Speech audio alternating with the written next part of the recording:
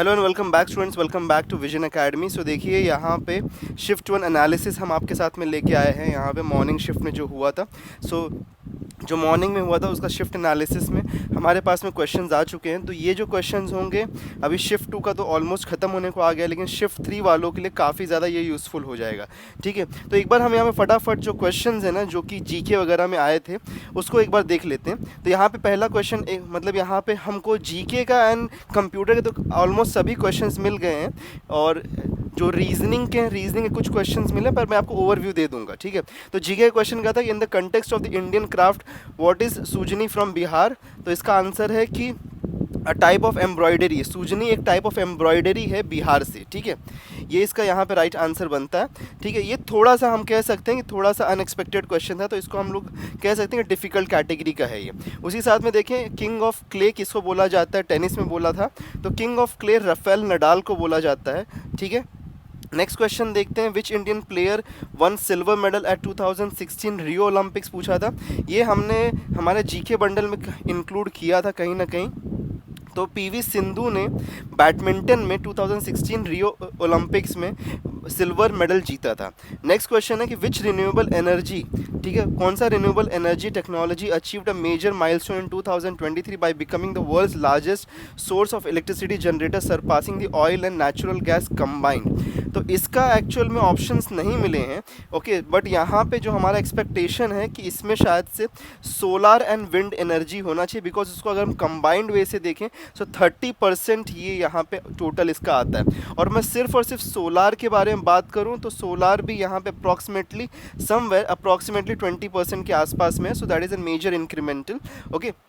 सो exactly नहीं बोला, it is approximately somewhere around, मतलब 20% के रेंज में है। ठीक है, तो इसीलिए यहाँ पे ऑप्शंस अभी तक हमारे पास में आए नहीं, तो हम यहाँ पे बोल नहीं सकते। ये भी थोड़ा एक डिफ़िकल्ट काइंड का दूसरा क्वेश्चन था, जो कि थोड़ा डिफ़िकल्ट काइंड का था। उसके साथ में अगर मैं देखूँ तो आइकॉनिक क्रिकेट स्टेडियम इन महाराष्ट्र बोला था, तो वानखेड़े स्टेडियम सबको पता है, ये ऑप्शन में था वहाँ पे। बाकी एडन गार्डन एंड समथिंग था, तो वानखेड़े स्टेडियम सबको पता है मुंबई में है। What does the term GDP stand for, तो जीडीपी किसके लिए स्टैंड करता है, ग्रॉस डोमेस्टिक प्रोडक्ट के लिए। ये भी सबको पता ही होगा, हमने बहुत बार इसको रिवीजन क्लास में भी किया था। ठीक है, लाइफलाइन ऑफ महाराष्ट्र कौन से रिवर को बोला जाता है। ठीक है, लाइफलाइन ऑफ महाराष्ट्र कौन से रिवर को बोला जाता है। तो देखो ऑप्शन में था हमारे पास अगर ऑप्शन है, कृष्णा था, गोदावरी था, तापी था, नर्मदा था। तो इसमें से अगर हम देखें तो एक्चुअल में लाइफलाइन ऑफ महाराष्ट्र जिस रिवर को बोला जाता है वो है कोयना, ओके, जो कि एक ट्रिब्यूटरी है ऑफ द कृष्णा रिवर। ठीक है, कृष्णा रिवर की ट्रिब्यूटरी है, तो इसलिए यहाँ पे राइट ऑप्शन जो हम मार्क करते हैं वो है कृष्णा। ठीक है, नेक्स्ट देखें तो which organisation regulates and promotes trade organisation trades between nations by setting rule and resulting disputes by setting rules and, ये कुछ तो गलत है यहाँ पे क्वेश्चन आया है। तो रूल्स को सेट करने का ट्रेड को रेगुलेट कौन करता है world wide, so that is WTO। ठीक है, इसका आंसर WTO था। Which of the following is the highest civilian, बहुत ही ईजी क्वेश्चन, भारत रत्न सबको पता होगा। CPU स्टैंड फॉर सबको पता है सेंट्रल प्रोसेसिंग यूनिट, इसका फुल फॉर्म है हमारा यहाँ पे। What is the full form, central processing, okay. अब इन लोगों ने ना कंप्यूटर से क्वेश्चन जीके में डाल दिए थे। ठीक है, कंप्यूटर से क्वेश्चन जीके में डाल दिया था। नेक्स्ट अगर देखें, what is the term of the office of a member of the Lok Sabha, इसका आंसर है 5 ईयर्स। ठीक है, 5 ईयर्स इसका आंसर बनता है। नेक्स्ट अगर हम देखें, which ancient text Indian text is considered to be the earliest known treatise on state craft and poly philosophy. तो पॉली फिलोसफी और स्टेट क्राफ्ट के ऊपर कौन सा, तो ऑप्शन में भागवत गीता था, रामायण था, अर्थशास्त्र था। ओके, तो अर्थशास्त्र यहाँ पे जो कि रिटन बाय चाणक्य, कौटिल्य हम कह सकते हैं। So this was the right option. URL stands for, ये कल के दिन में ही हमने रिवीजन क्लास में किया था, यूनिफॉर्म रिसोर्स लोकेटर। ठीक है, अब उसके बाद में देखो यहाँ पे which is the highest judicial authority in India, तो highest judicial authority in India कौन है, सुप्रीम कोर्ट है। ये भी सबको पता है। Okay, God of cricket in India किसको बोलते हैं, सचिन तेंदुलकर। ओके, इसमें ऑप्शन थे जैसे कपिल देव वगैरह भी थे। ठीक है, बेसिक में अगर हम देखें, हाँ सॉरी, कंप्यूटर्स के सेक्शन में देखें तो कंप्यूटर से कुछ क्वेश्चन का बेसिक लैंग्वेज ऑफ कंप्यूटर क्या है, तो ऑप्शन में हमारे पास में था machine language, assembly language, high language.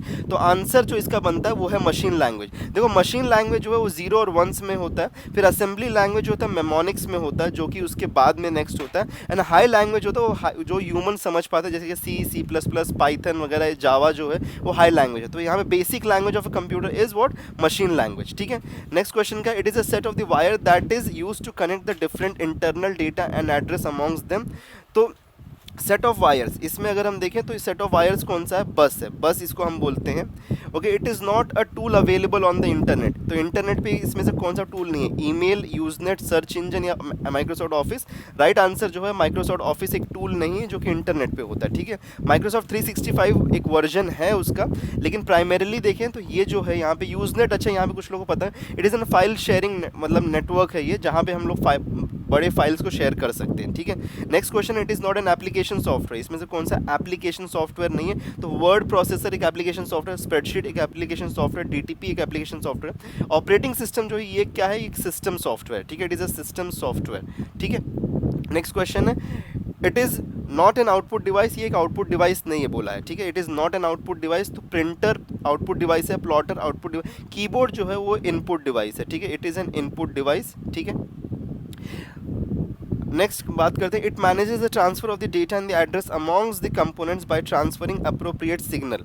तो अप्रोप्रिएट जो डेटा एंड एड्रेस का कम्युनिकेशन होता है बिटवीन द कंपोनेंट्स, कंपोनेंट्स मतलब हार्डवेयर कंपोनेंट्स भी हम बोल सकते हैं, तो उसको मैनेज कौन करता है, सिग्नल्स प्रोवाइड करके। तो उसका देखो हमने कंट्रोल बस एक चीज़ होती है, ठीक है, बसेस एक टॉपिक हमने पढ़ा था जो कि बहुत ज़्यादा मतलब हमने एक बार हमने एक लिया था इस टॉपिक को, तो वहाँ पे मैंने ये चीज़ बताई थी। कंट्रोल बस जो होता है वो क्या करता है, वो यहाँ पे बसेस के 3 डिफरेंट टाइप्स होते हैं। तो बसेस के अंदर में एड्रेस बस होता है, फिर डेटा बस होता है, कंट्रोल बस। तो कंट्रोल बस का काम क्या है कि चीज़ों को ऑर्गेनाइज करने का, ताकि सिग्नल्स देखे कब किसको आना है कब किसको जाना है। तो control bus is the right option इसके लिए।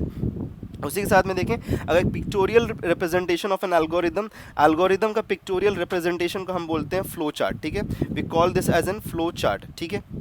Next, it is the smallest storage inside the CPU where data is retrieved faster than any other storage। तो सबसे फास्टेस्ट स्टोरेज कौन सा था, रजिस्टर। मैंने आप लोगों को जब रिवीजन करवाया था तो वहाँ बताया था रजिस्टर के बाद में कैश आता है, कैश के बाद में हमारा रैम आता है, रैम के बाद में हमारा SSD आता है, फिर हार्ड डिस्क आता है, फिर मैग्नेटिक टेप्स आते हैं, ठीक है। तो रजिस्टर यहाँ पे जो फास्टेस्ट है। Memory address register and memory data register, हाँ ये क्वेश्चन ना मैं बोल सकता हूँ कि out of the order question है यहाँ पे, ठीक है। ये भी थोड़ा डिफिकल्ट काइंड का क्वेश्चन है यहाँ पे, ओके। तो डी कैटेगरी का था यहाँ पे। कुछ क्वेश्चंस ना थोड़े डिफिकल्ट कैटेगरी थे। मेमोरी डेटा रजिस्टर और memory address register plays an important role in. तो ये किस में इंपॉर्टेंट रोल प्ले करता है, इसका आंसर है प्रोसेस टू मेमोरी कम्युनिकेशन, ठीक है। मेमोरी कम्युनिकेशंस को प्रोसेस करने का काम करता है ये दोनों रजिस्टर्स। लेकिन ये क्वेश्चन थोड़ा डिफिकल्ट कैटेगरी का है। वैसे हमने इसको कवर किया था जब हमने ना लास्ट जब CET हो रहा था, तो उस टाइम पे एक लेक्चर दिया था जहाँ पे हमने इस टॉपिक को कवर अप किया था, ठीक है। लेकिन फिर भी अगर नहीं आपने मतलब गलत हो गया होगा किसी का तो कोई प्रॉब्लम की बात नहीं है, ठीक है। आउट ऑफ दिस हम कह सकते हैं। अच्छा, CPU डज नॉट कंसिस्ट, ये देखो कल के दिन में क्या था, CU मतलब कंट्रोल यूनिट, ALU और मेमोरी यूनिट, ये तीनों होते हैं। Monitor is not N part of the CPU, ठीक है। रेड्यूस इंस्ट्रक्शन सेट, हाँ ये भी जो है reduce instruction set refers to the set of instruction ranging from, ये भी थोड़ा सा एक मतलब आउट ऑफ द कंटेक्स्ट है, डिफिकल्ट कैटेगरी हम बोल सकते हैं। इसका आंसर वैसे बाय द वे देखें तो 0 to 100। रेड्यूस इंस्ट्रक्शन सेट मतलब कि ऑलरेडी ये कह रहा है कि रेड्यूस मतलब कि काफ़ी ज़्यादा उसका इंस्ट्रक्शन सेट को रेड्यूस किया गया। सो इसका रेंज जो होता है it is between a few dozen, okay, few dozen to hundreds के बीच में होता है। तो इसीलिए हम यहाँ पे 0 to 100 को मार्क करेंगे, ठीक है। नेक्स्ट आगे बढ़ते हैं। The risk processor execute instruction in, risk processor जो होता है वो इंस्ट्रक्शन को कैसे प्रोसेस करता है, इन सिंगल साइकिल्स, ठीक है।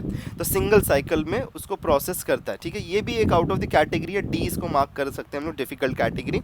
उसके बाद में it is a sequential set of instruction, sequential set of instruction को होता है system software, application software, program या सॉफ्टवेयर। राइट ऑप्शन है प्रोग्राम। तो प्रोग्राम जो है एक सीक्वेंशियल सेट ऑफ इंस्ट्रक्शन है। जब हमने सॉफ्टवेयर के ऊपर हमने एक लेक्चर लिया था उसमें बताया था ये चीज़ को, ठीक है। या फिर मैंने कहीं ना कहीं तो मैंने एक्सप्लेन किया था, कहाँ एग्जैक्टली किया था मैं ये नहीं याद कर पा रहा हूँ, लेकिन मैंने ये चीज़ एक्सप्लेन की थी कि प्रोग्राम जो होता है it is an sequential set of instruction जो कि कंप्यूटर उसको प्रोसेस करता है one by one. Okay, next है कि it provides the facility of finding the information to the user related to a certain topic while surfing on the net. तो surfing on the net में information कौन provide करता है, search engine. ये तो simple वाला था, ठीक है। तो ये देखो ये सारे क्वेश्चन थे। इसमें से अगर मैं देखूँ तो चलो एक बार अगर मैं देख लूँ यहाँ पे, तो एक डिफिकल्ट कैटेगरी था, 2 था, फिर ये 3 डिफ़िकल्ट कैटेगरी था, स्मॉलेस्ट यूनिट ये तो कवर अप किया था यार, फिर ये भी क्लियर है। चलो इसको भी अगर डिफ़िकल्ट कर लूँ मैं तो 4 यहाँ पे डिफ़िकल्ट हो गया, ठीक है, 4 डिफ़िकल्ट हो गया। और और क्या है यहाँ पे, तो 4 क्वेश्चन मैं कह सकता हूँ कि जो थोड़ा डिफिकल्ट काइंड के क्वेश्चन थे इन कंप्यूटर, ठीक है। तो कंप्यूटर में अगर मैं कहूँ कि तो 4 क्वेश्चंस यहाँ पे थोड़ा डिफिकल्ट काइंड के थे, ठीक है, लेकिन फिर भी कोई किया होगा तो आंसर मिल सकता था। अगर मैं इसमें बात करूँ जीके में, तो एक अभी जीके में देखो डिफिकल्ट काइंड का क्वेश्चन कौन सा था, ठीक है, ये क्वेश्चन पता नहीं, ये तो आप लोगों को ऐसे पता होना चाहिए क्योंकि ये बेसिक हिस्ट्री है जो कि हम स्कूल्स में पढ़ते हैं। चलो इसको कंसीडर कर लेता हूँ एक डिफिकल्ट काइंड का 1। ओके, ये तो सबको पता होना चाहिए था। CPU which of the following, ये भी सबको पता होना चाहिए। WTO was also the easy answer. हाँ चलो ये भी डिफिकल्ट मैं कंसीडर कर लेता हूँ कि लाइफ लाइन ऑफ महाराष्ट्र नहीं पता होगा, ठीक है। चलो जीडीपी तो सबको पता ही होगा, वानखेड़े पता ही होगा। हाँ ये भी एक डिफिकल्ट कैटेगरी था, तो 3 हो गया अभी तक, ठीक है। 3 ये भी चलो एक कर लेता हूँ, 3 4 और इसको भी अगर मैं कर लूँ तो एक ये 5, तो 5 क्वेश्चन, तो भी 10 क्वेश्चन ना इजी एंड मॉडरेट सेक्शन में थे, ठीक है। तो इजी एंड मॉडरेट सेक्शन, तो हम यहाँ पे जीके का अगर समझें तो जीके एक ओके सेक्शन था, ओके सेक्शन था, मतलब कि बहुत डिफिकल्ट सेक्शन नहीं था कि आपको यहाँ पे बहुत प्रॉब्लम आए। अगर मैं बात करूँ इंग्लिश के बारे में, तो देखिए इंग्लिश का जो सेक्शन था उसके क्वेश्चन तो हमारे पास में आ रहे हैं, सभी क्वेश्चन आए नहीं हैं, लेकिन मैं यही कह सकता हूँ इंग्लिश का जो हमको यहाँ पर रिव्यू आया है इंग्लिश के ऊपर, वो ये कहता है कि इंग्लिश का जो था ना ईजी टू मॉडरेट था, ठीक है। डिफिकल्ट कैटेगरी में गया, हमने बहुत से बच्चों से रिव्यू लेने की कोशिश की तो सभी ने यही कहा कि इजी टू मॉडरेट था, इजी टू मॉडरेट, ज़्यादा डिफिकल्ट था ही नहीं वो, ठीक है। तो इजी टू मॉडरेट के रेंज में ही था। कॉम्प्रीहेंशन आया हुआ था यहाँ पे, कॉम्प्रीहेंशन था, और ग्रामर के टॉपिक्स थे, बहुत सारे ग्रामर के टॉपिक्स, जैसे कि यहाँ पे एडवर्ब्स था, एडजेक्टिव्स था, नाउन्स था, कंजंक्शन था, इंटरजेक्शन था, ये सब टॉपिक्स के ऊपर बेस्ड था, ठीक है, ग्रामर के टॉपिक्स थे, तो ये सारे टॉपिक्स के ऊपर बेस्ड था और ईजी सेक्शन था। रीजनिंग में बात करूं तो रीजनिंग एंड मैथ्स में अगर मैं बात करूं तो रीजनिंग एंड मैथ्स में भी इजी था।